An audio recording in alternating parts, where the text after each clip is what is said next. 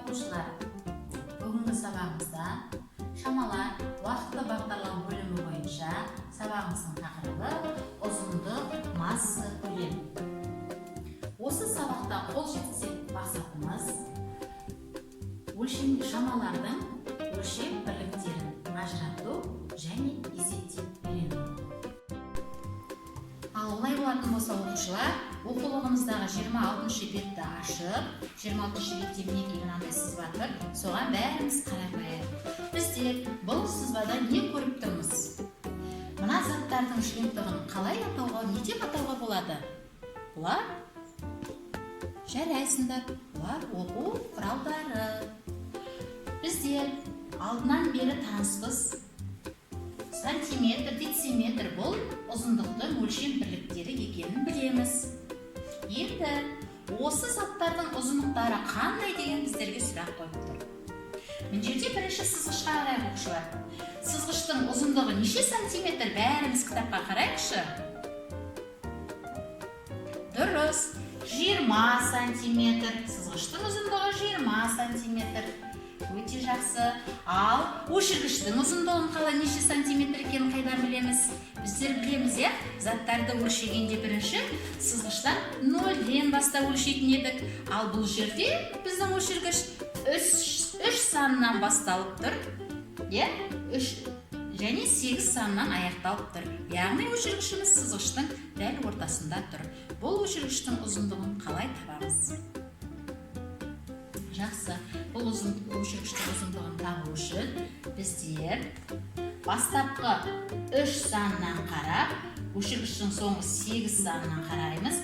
Біздер заттардың ұзындықтарының қысқа не ұзын екенін, артық немесе кем екенін білу үшін үлкен саннан кіші санды азайтамыз. Яғни 8 санынан 3 санын азайтқанда неше болады?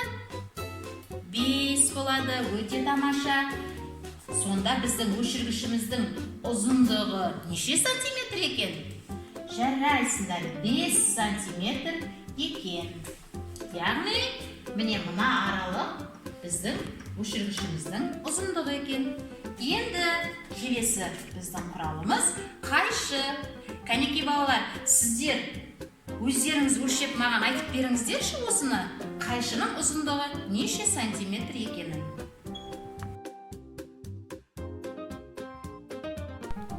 Келесі біздің өлшем бірлігіміз оқушылар, көлемнің өлшем бірлігі.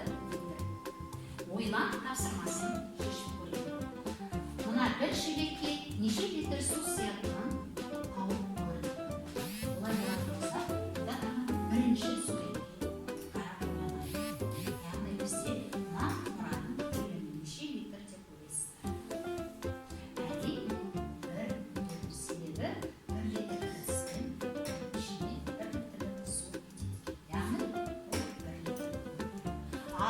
келесі кастрөлдің сыйымдылығы неше литр деп ойлайсыздар?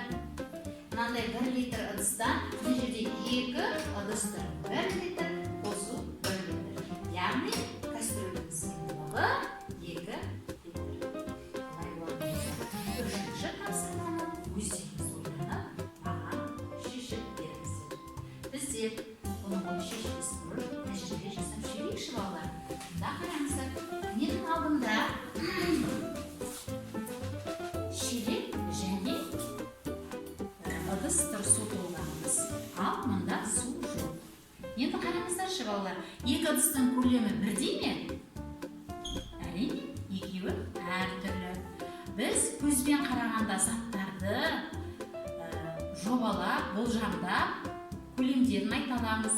Бірақ оны өлшеу құралдары арқылы, өлшем бірліктері арқылы нақты дәл көлемін таба аламыз.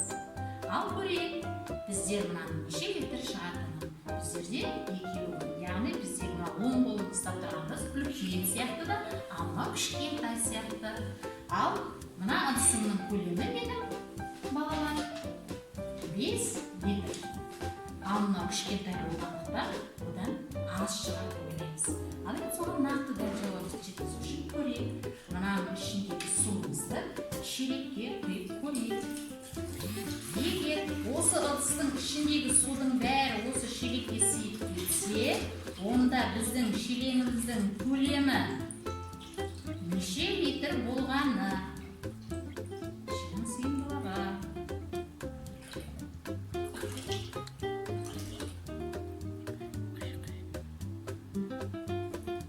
Балалар, 5 литр судың бәрі шелекке толып кетті. Яғни екеуінің көлемі бірдей. Бірақ көзбен қарағанда біреуі үлкен, біреуі кішкентай сияқты. Яғни бұл да 5 литр, мынау да 5 литр.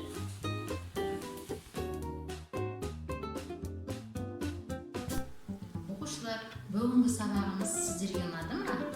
Оқу мақсатымызға жеттік пе?